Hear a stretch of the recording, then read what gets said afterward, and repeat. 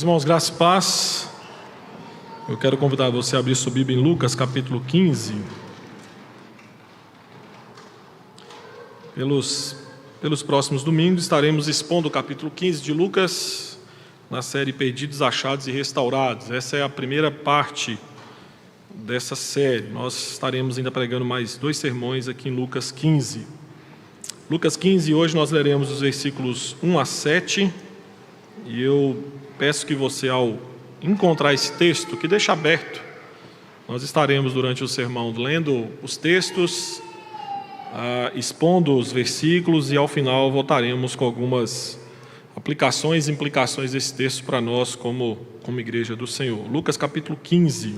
Meus queridos, com o advento do Google, ficou muito fácil nós buscarmos e encontrarmos algumas coisas. Na verdade, usar o Google é quase que uma obsessão por parte de muitas pessoas. Quer ver um exemplo muito claro disso? Às vezes nós sentimos uma dorzinha, na ponta do dedo, e você logo quer saber o sintoma daquilo. Aí você entra no Google e coloca dor no dedo. Aí sai uma infinidade de coisas lá que pode ser. E obviamente não só aquilo que pode ser, como também a medicação que você pode tomar. Então, é muito comum as pessoas estarem se automedicando por conta daquilo que encontra em suas pesquisas no Google. Estamos perdidos com algum endereço? Obviamente, procuramos no Google. Estamos perdidos fazendo alguma receita de bolo, não sabemos o que podemos colocar ou não colocar? Obviamente que nós pesquisamos no Google. Eu quero deixar claro que, de fato, o Google tem suas virtudes. Entretanto, esse conceito de busca frenética por informações, infelizmente, nós temos também a tendência de transferir não apenas para aquilo que é essencial ou não tão essencial na nossa vida, como principalmente para aquilo que diz respeito à nossa vida com Deus, ou até mesmo para aquilo que nós entendemos ser a pessoa de Deus. Nós somos instigados, queridos, por uma visão extremamente humanista, antropocêntrica, a buscar a Deus a todo custo. Então hoje nós vivemos em um contexto em que, de certa forma, Deus se tornou alguém a ser caçado, alguém a ser procurado, e nós é que somos os caçadores, somos aqueles que estão o tempo inteiro procurando a pessoa de Deus. Há alguns anos atrás, quando eu ainda era do movimento pentecostal, quando era da Assembleia de Deus, lá no início do ano, se não me engano, 2007, 2006, 2004 por aí, teve um livro que fez muito sucesso, que era chamado Caçadores de Deus. E esse livro tinha como ordem maior, ou seja, todo homem tem que estar o tempo inteiro seguindo alguns passos que era descrito ali naquele livro, para que pudesse se tornar um caçador de Deus e encontrar a pessoa de Deus. Só que a pergunta que temos que fazer é: será que isso é tudo? Será que a parte frágil, a parte pecadora que somos nós, tem condições de sozinha buscar e encontrar a pessoa de Deus? Será que Deus pode ser achado por seres desprezíveis, pecadores, e que constantemente afrontam e maculam a sua santidade? Na verdade, queridos, a Bíblia vai nos mostrar que não somos nós que caçamos, não somos nós que procuramos a pessoa de Deus, mas é Deus quem nos procura. De certa forma, é Deus quem nos caça. Quando você lê, por exemplo, lá em 1 João capítulo 4, 19, o apóstolo vai dizer que nós apenas amamos a Deus porque Deus nos amou primeiro. Tem um escritor chamado Galtre, que ele diz que Deus é como aqueles esplendorosos cães de caça, Collins.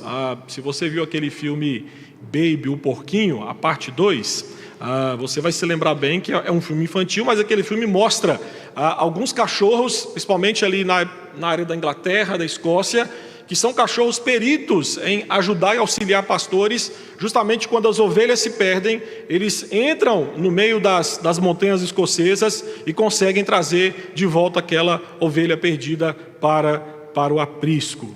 Meus irmãos, a Bíblia nos mostra que Deus é quem deixa 99 ovelhas no aprisco e sai em busca da desgarrada, perdida e desorientada, que não sabe que está perdida, desgarrada e desorientada. E eu quero lhe falar que esta era a realidade que os escribas e fariseus não enxergavam. Esses homens estavam perdidos e não sabiam. Então eu quero que você atente para a leitura dos versículos 1 e 2. Olha o que nós vamos ver descritos nos versículos 1 e 2. Aproximavam-se de Jesus todos os publicanos e pecadores para o ouvir. E murmuravam os fariseus e os escribas, dizendo: este recebe pecadores e come com eles. Versículo 3. Então lhes propôs Jesus esta parábola. Versículo 1 e 2 vai dizer que murmuravam, e aqui vai dizer quem murmuravam, eram justamente os fariseus e os escribas, sobre o fato de Jesus receber e comer com pecadores. É fato que naquele contexto em que Jesus recebia e comia com pecadores e publicanos, sentar-se à mesa com alguém naqueles dias era uma oferta de paz, uma oferta de confiança, uma oferta de fraternidade, uma oferta de perdão. Então, em suma, nos dias de Jesus, compartilhar de uma mesa significava não só compartilhar o pão, significava compartilhar da vida. A refeição em que você comia com alguém à mesa era um sinal especial de aceitação, bem como de grande honra e estima pela pessoa que você convidava para comer à sua mesa. Então, esse é o motivo que a comunhão de Jesus à mesa com pecadores ofendeu a sensibilidade, tanto cultural quanto teológica, dos escribas e fariseus. O versículo 2 vai dizer que eles murmuravam, e aí o texto complementa dizendo: Jesus recebe pecadores. Esse versículo aqui, querido, está no tempo verbal, no presente. E aqui então indica que esses homens desaprovavam continuamente. Não era apenas momentaneamente, não. Continuamente, de certa forma, eles reprovavam o hábito de Jesus de dar boas-vindas aos pecadores e sentar, comer e conversar com eles de bom grado.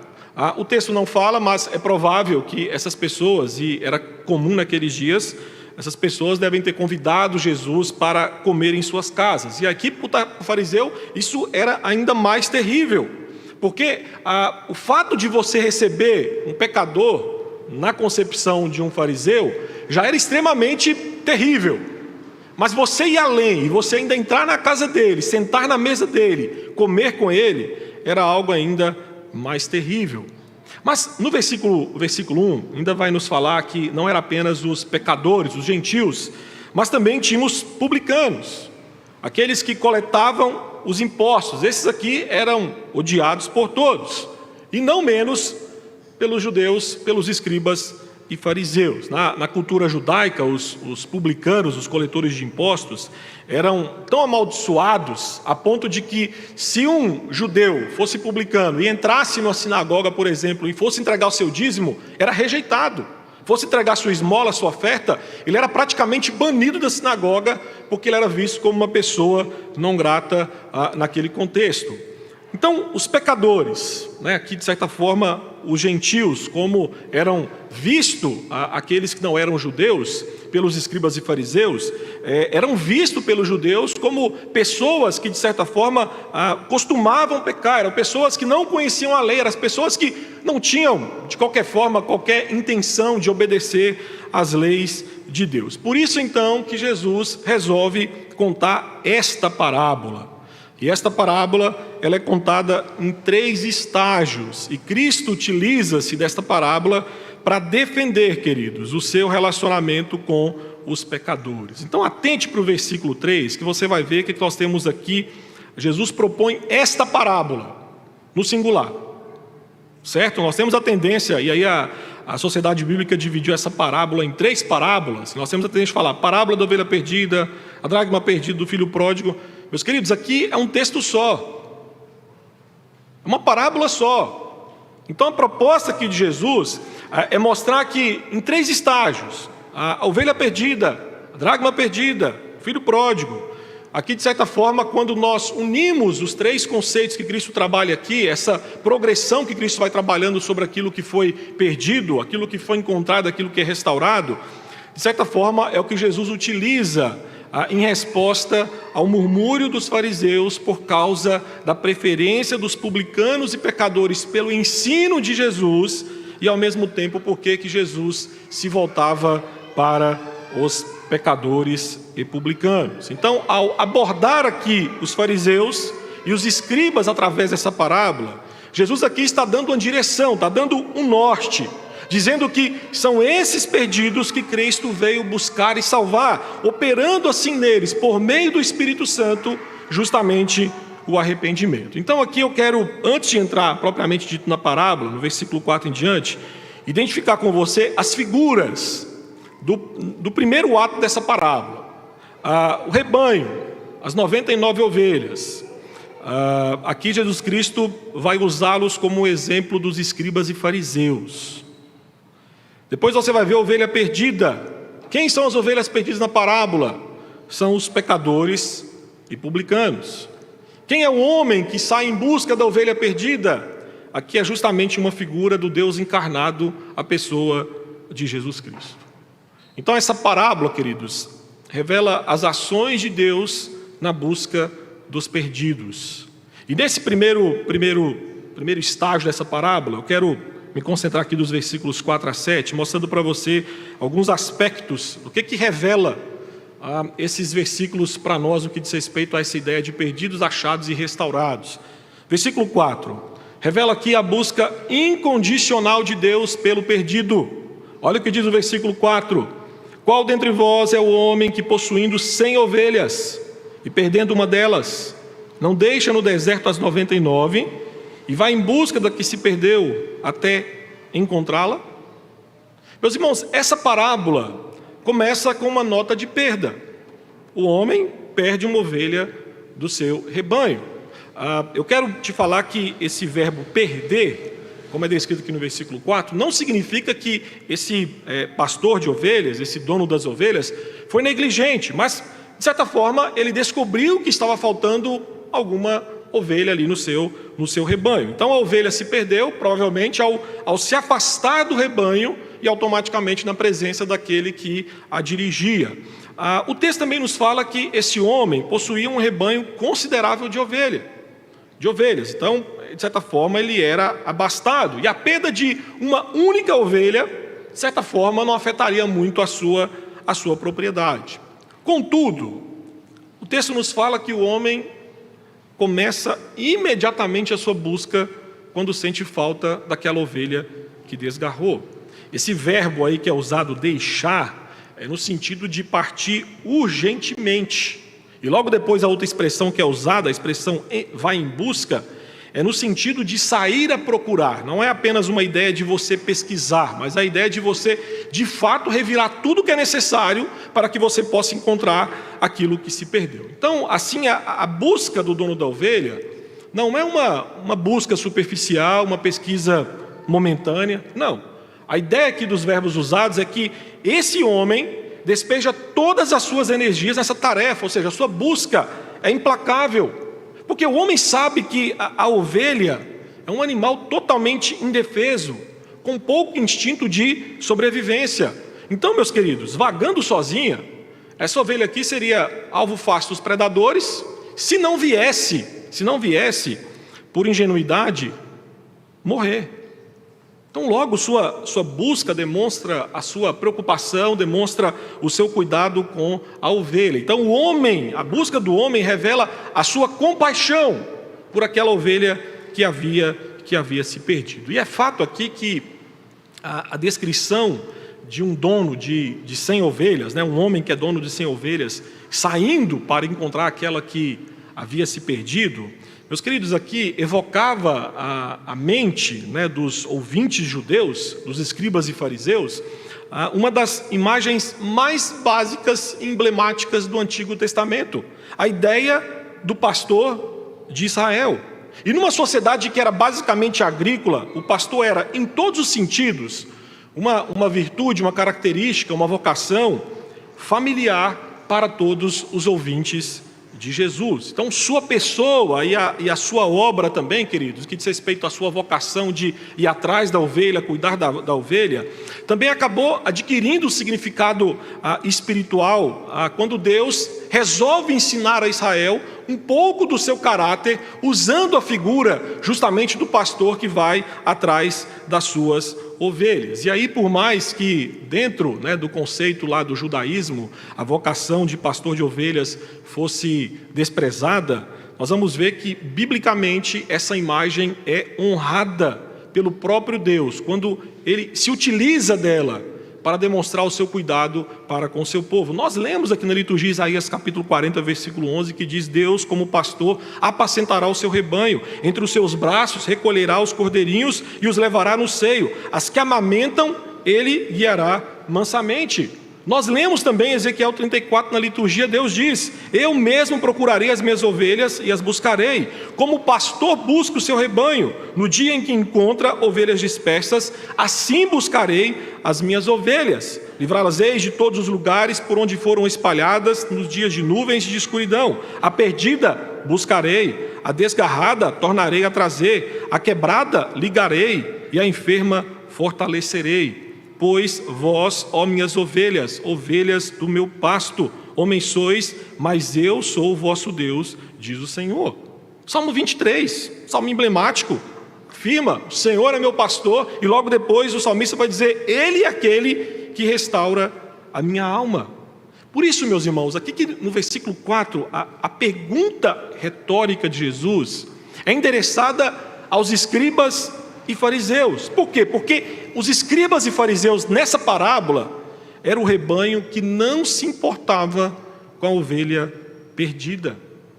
Aqueles líderes, os escribas e os fariseus, líderes religiosos, não entendiam que todos andavam como ovelhas desgarradas, como diz o profeta em Isaías 53. Eles se esqueceram daquilo que o salmista havia dito no Salmo 119: ando errante como uma ovelha desgarrada. Logo, a ovelha perdida, nessa parábola, revela a miséria do homem longe de Deus, vagando perdida, de pasto em pasto, de grama em grama, míope, sem saber para onde ir, se afastando cada vez mais do seu dono. Por isso que a ênfase, meus irmãos, dessa parábola não está na decisão de se perder, mas na busca até encontrar. Isto é, a ênfase aqui está na ação salvadora de Deus e não na capacidade do perdido de achar-se ou salvar-se a si mesmo. A ovelha, queridos, nada faz para levar o seu dono a buscá-la, a não ser o fato de estar perdida. Por isso aqui Jesus demonstra, meus irmãos, um aspecto da graça salvadora que para os escribas e fariseus era algo extremamente desconhecido. Porque os judeus concordavam que Deus dava boas-vindas ao pecador arrependido. Mas a ideia de que é o próprio Deus que ia atrás do pecador perdido, isso era algo inaceitável para o judeu. E de fato, meus irmãos, o Senhor do universo, que veio como Salvador sofredor, resgatador, chegou até nós com amor incondicional. Nós não somos ovelhas que se acham, nós somos ovelhas encontradas. Nós o encontramos porque Ele nos encontra. Ansiamos porque Ele se aproxima de nós. Pascal experimentou essa busca e afirmou dizendo que eu não teria encontrado o Senhor se o Senhor não tivesse procurado por mim. Meu querido, esta é a experiência de todo homem e mulher que veio a Cristo. Ele sabe onde estamos, Ele conhece suas ovelhas pelo nome. Então a grande verdade dessa parábola é que Jesus nos assegura que, quer estejamos conscientes ou não, Deus é aquele que vai em busca de pecadores para salvá-los. O texto segue, os versículos 5 e 6. Nós vamos ver também que esse primeiro ato dessa parábola revela um segundo aspecto: o amor de Deus pelo perdido. Olha o que diz os versículos 5 e 6. Achando-a, põe-na sobre os ombros, cheio de júbilo. Indo para casa, reúne os amigos e vizinhos, dizendo-lhes: alegrai-vos comigo, porque já achei a minha ovelha perdida. O dono da ovelha, meus irmãos, quando demanda, para encontrá-la, como foi dito anteriormente, demanda sobre ela todos os seus esforços. Mas, ao mesmo tempo, também o texto nos mostra que demanda o seu amor e cuidado. Então, a ovelha perdida aqui, na ideia do texto, é mais do que um pedaço que falta no rebanho, é muito mais do que uma propriedade agrícola. O texto nos fala que quando ele encontra a ovelha, ele pega essa ovelha perdida, a coloca alegremente nos ombros e volta para casa. Essa menção aqui de Jesus, de que ele a coloca alegremente nos ombros, querido, de certa forma, retrata um terno amor. Kenneth Bailey, quando comentou essa parábola, ele diz que aqui nesse primeiro ponto, observa-se que o dono da ovelha, surpreendentemente, se regozija com o fato da restauração que ainda está diante dele. Ou seja, o dono da ovelha a colocou sobre os ombros, sabendo que o trabalho duro ainda seria realizado. Meus irmãos, a história não termina com a ovelha sendo achada. Depois que ela é achada, ela precisa ser restaurada. E carregar uma ovelha perdida, de certa forma aqui descreve que esta ovelha estava necessitada, exausta e que não conseguia mover-se por conta própria.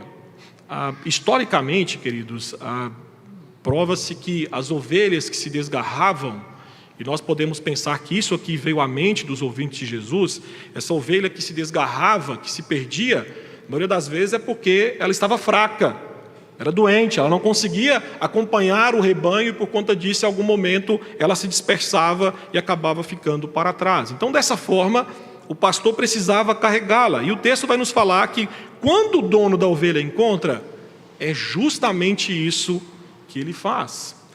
Philippe Melanchthon disse que nessa parábola existe um doce retrato da paixão de Cristo. Ele coloca sobre os seus ombros a ovelha que encontrou, ou seja, transfere para si o fardo de carregá-la. Meu querido, a verdade é que Jesus começou a nos carregar no que diz respeito à nossa salvação no início da sua encarnação, mas de forma mais enfática na cruz, onde todos os nossos pecados foram depositados em seus ombros. 1 Pedro capítulo 2, versículos 24 a 25 diz: carregando ele mesmo em seu corpo sobre o madeiro os nossos pecados, por suas chagas fostes sarados, porque estáveis desgarrados como ovelhas, agora porém vos convertestes ao pastor da vossa alma. Todavia, é importante observar que esta ovelha sobre os ombros, você vai observar que no texto aqui, o dono da ovelha não volta para o rebanho com 99 ovelhas. Mas o texto fala que ele pega essa ovelha e leva para a sua casa, ou seja, a ovelha perdida não é reintegrada ao rebanho no deserto, mas ele leva para a sua casa, festeja com seus amigos, parentes, familiares a sua recuperação, deixando as 99 no deserto, sem festa e sem atenção pastoral. Meu querido, o lugar seguro para a ovelha achada não era o deserto, mas a casa do seu dono, debaixo da sua proteção, do seu cuidado e do seu amor. Aqui, meus queridos, algo importante tem que ser dito é que as 99 representam os justos que não necessitam de arrependimento, como Jesus fala no final do versículo. Aqui nós temos, de certa forma, queridos, uma nota irônica de Jesus falando da situação dos judeus. E aqui nós temos que fazer uma pergunta, quando Jesus fala justos que não precisam de arrependimento. No sistema salvador da graça, existem justos que não necessitam de arrependimento? Não, lógico que não. Então, meus queridos, para Jesus, todos são ovelhas perdidas que necessitam ser encontrados. Então, deixe-me aqui corrigir um erro que constantemente nós fazemos quando lemos essa parábola, essa parte da parábola. Meus queridos, pensar que as 99 ovelhas é a igreja é um equívoco. É um equívoco. A igreja, na parábola, é representada pela casa do dono da ovelha. Se você observar bem no texto, o texto vai dizer, no versículo de número 6, que ele não chama carinhosamente, ele não se dirige às 99 que ficaram como suas ovelhas, mas naquela perdida ele vai dizer: minhas ovelhas. Essa é a minha ovelha, essa é a única menção que ele faz de propriedade particular, de interesse pessoal dele, aquela ovelha que estava perdida, que foi achada e que está sendo restaurada. O lugar seguro para todo crente é Jesus Cristo. Não o grupo religioso onde ficaram entregues a si mesmas, as 99. Portanto, o dono da ovelha, queridos, é um retrato do nosso Salvador, Jesus Cristo. Ele é quem carrega pecadores perdidos, perecendo em seus ombros poderosos, e o leva para a sua própria casa, para a igreja, para a casa do Pai. Isto revela o seu amor, mas ao mesmo tempo revela, queridos, a inabilidade do pecador salvar-se a si mesmo. Meu querido, com os próprios pés, a ovelha não conseguia voltar para a casa do seu dono. O caminho era desconhecido, não havia força.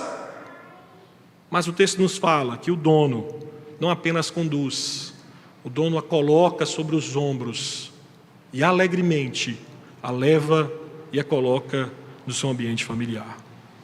Jesus Cristo, nessa parábola, é o amor revelado, no cuidado de procurar, achar, tratar, restaurar e conduzir ovelhas para a sua própria casa. E no versículo 7, nós vamos ver aqui, tanto no 6 quanto no 7, mas como já lemos o 6, vamos para o 7, nós vamos ver um terceiro aspecto dessa primeira parte da parábola. Revela a celebração celestial pela salvação de um perdido. O texto, Jesus vai dizer: digo-vos que assim haverá maior júbilo no céu por um pecador que se arrepende, do que por 99 justos que não necessitam de arrependimento.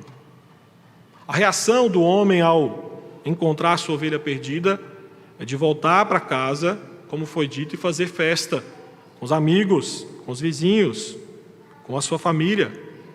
O texto fala que ele convida, ele reúne seus amigos, vizinhos para, tinha um motivo específico, comemorar o quê? Que a ovelha que estava perdida foi achada. Só que no versículo 7, nós vemos aqui a aplicação de Cristo.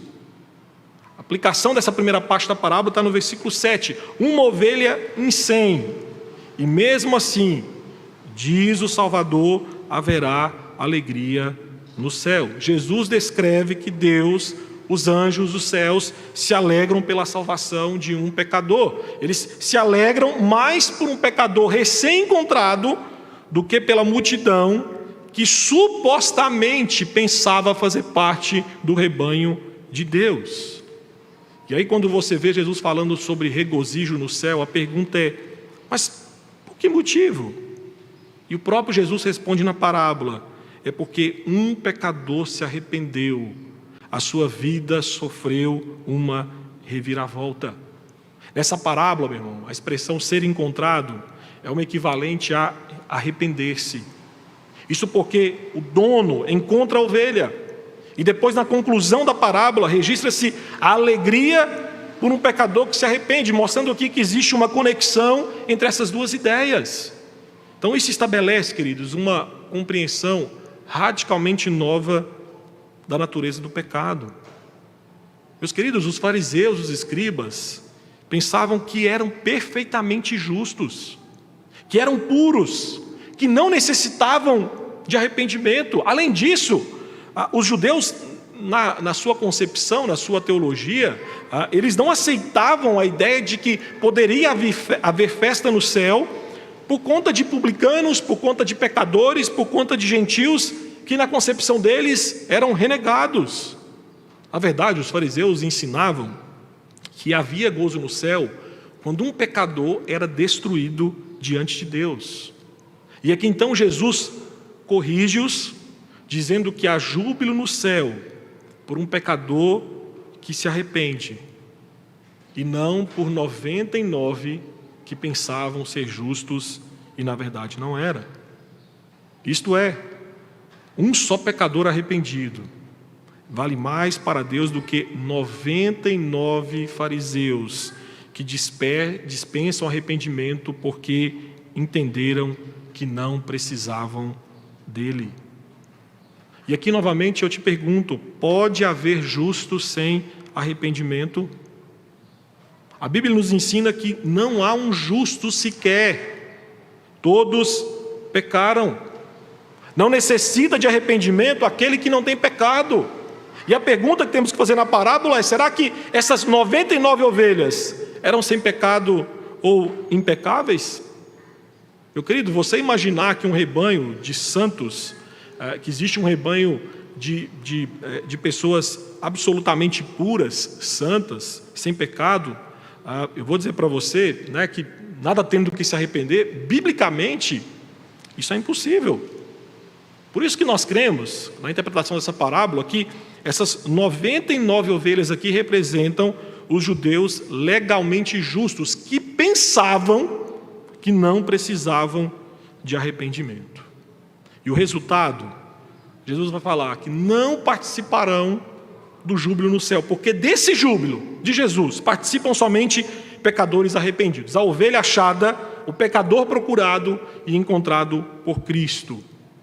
De certa forma, aqui o que Cristo está nos falando é que os anjos, o céu, não podia se regozijar com 99 ovelhas que se sentiam ou que achavam que eram justos, porque eles ainda não estavam na casa do dono daquele rebanho. São Bernardo de Claraval disse que as lágrimas dos arrependidos formam o vinho dos anjos. E a ideia dele era que os anjos bebem o vinho das lágrimas dos pecadores arrependidos e se alegram.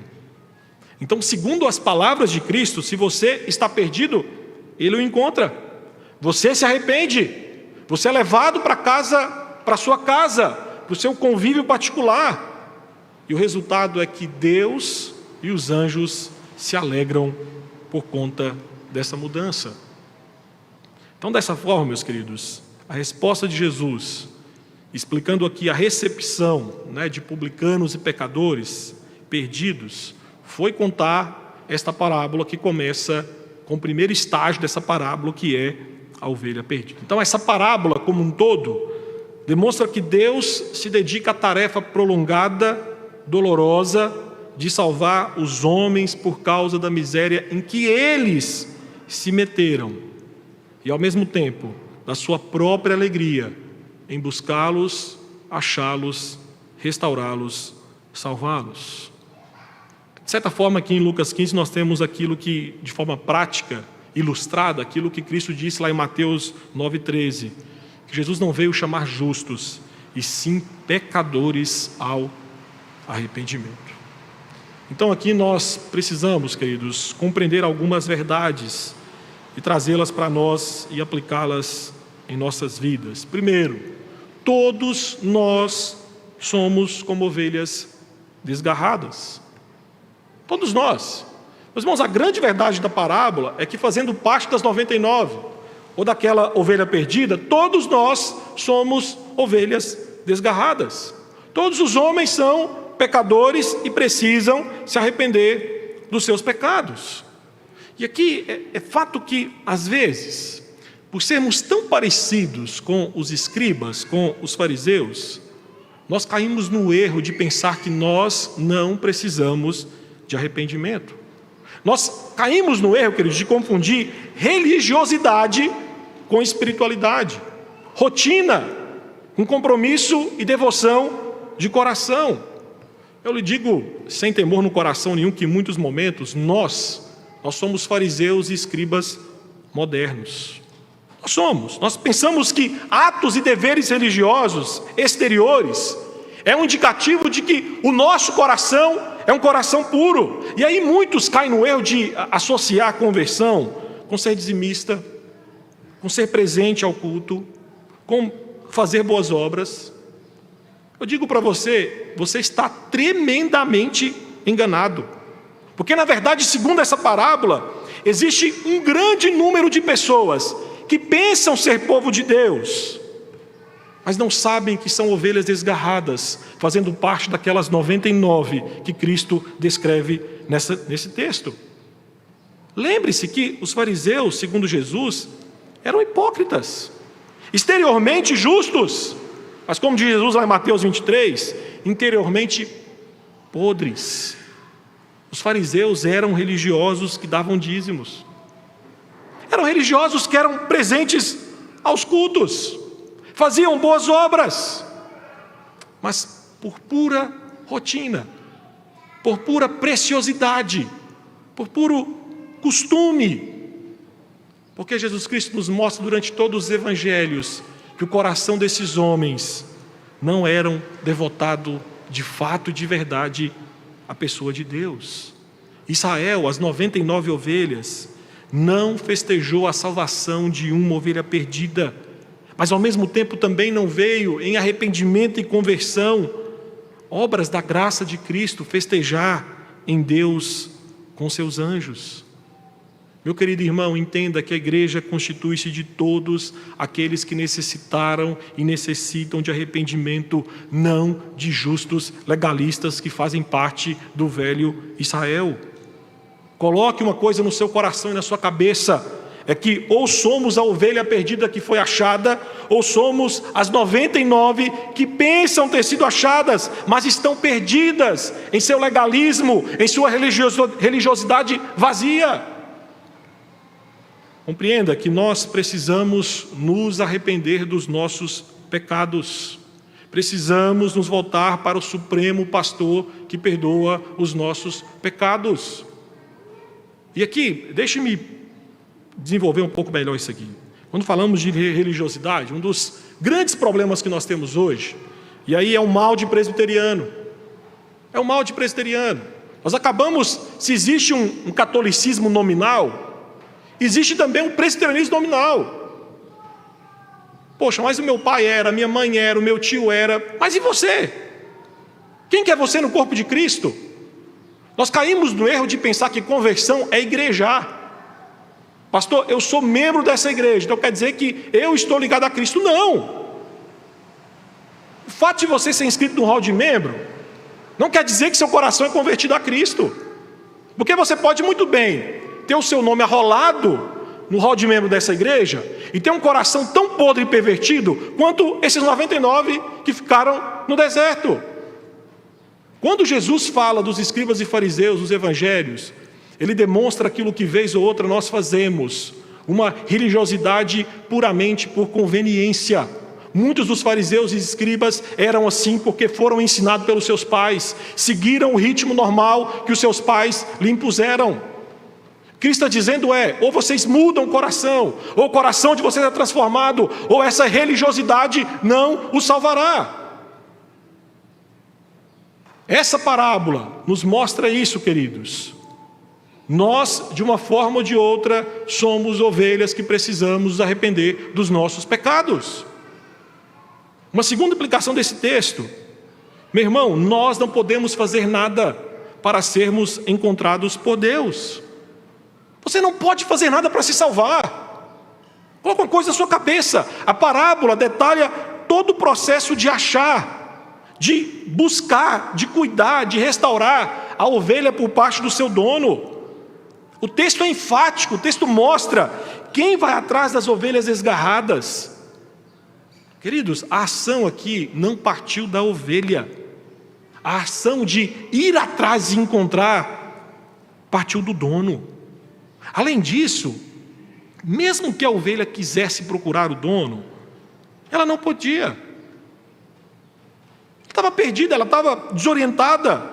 Mais do que isso, pelo texto, mostra que ela estava debilitada a ponto de ela precisar ser carregada nos ombros para a casa do dono dela. Por isso, pregadores que dizem, olha, dê o primeiro passo, aceite Jesus, Deus ajuda quem cedo madruga, Deus ajuda aqueles que se ajudam. Você quer ser salvo? Dê os 5 passos para a salvação. Meu irmão, esses pastores deveriam vir para essa parábola e estudá-la melhor. É triste, mas a maioria dos cristãos entendem o seu relacionamento, principalmente salvador, com a pessoa de Deus, partindo de uma teologia só esforços. Só precisa do meu esforço, só precisa do meu desejo, eu só preciso dar o primeiro passo para que Deus possa fazer a parte dele. Meus queridos, o primeiro movimento para converter a minha vida ou a sua vida não depende de nós. Nós temos uma concepção errada de pensar que o primeiro movimento para converter um coração parte de nós. Deus depois dá outro passo cooperando com a nossa decisão. Aí nós caímos no erro, que é pensar que a salvação é uma obra sinergística, ou seja, a ideia de que duas forças equivalentes trabalham de forma igual. Nesse caso, o pecador é uma força e Deus é outra força, e os dois têm forças iguais. Por isso que você vai ver em alguns momentos, algumas teologias defendendo de que, olha, Deus bate na porta, interpretando errado o texto de Apocalipse. Deus está à porta batendo, se você abrir, Deus vai entrar e vai te salvar. Interpretação errada, equivocada desse texto.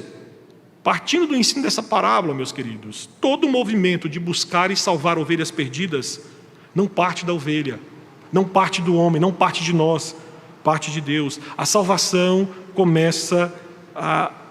dos homens começa, ela acontece, ela termina, ela é consumada pela obra bendita e soberana de Deus. Não há nada que possamos trazer para Ele que não seja, na pior das hipóteses, um pecado, e na melhor das hipóteses, um obstáculo. Meu querido, a única coisa que contribuímos no que diz respeito ao plano salvador de Deus para conosco é com os nossos pecados. Todos nós somos pecadores. Isaías 53, todos nós como ovelhas nos desviamos, cada um se voltou para o seu próprio caminho. Então entenda uma coisa, se você se diz cristão, se você de fato segue aquilo que as Escrituras nos falam que é ensino de Cristo, você tem que entender uma coisa: no cristianismo não existe autossalvadores. No cristianismo a redenção é um presente, é uma dádiva, é um dom divino. No cristianismo não existe esquemas meritórios através dos quais nós alcançamos o favor de Deus. No cristianismo não existe barganha com a pessoa de Deus. A salvação do início ao fim é graça, de acordo com a boa vontade de Deus, tendo como base a obra de Cristo, a aplicação, a agência do Espírito Santo, e com a instrumentalidade da palavra, Deus elege, Deus eficazmente chama, Deus eficazmente regenera.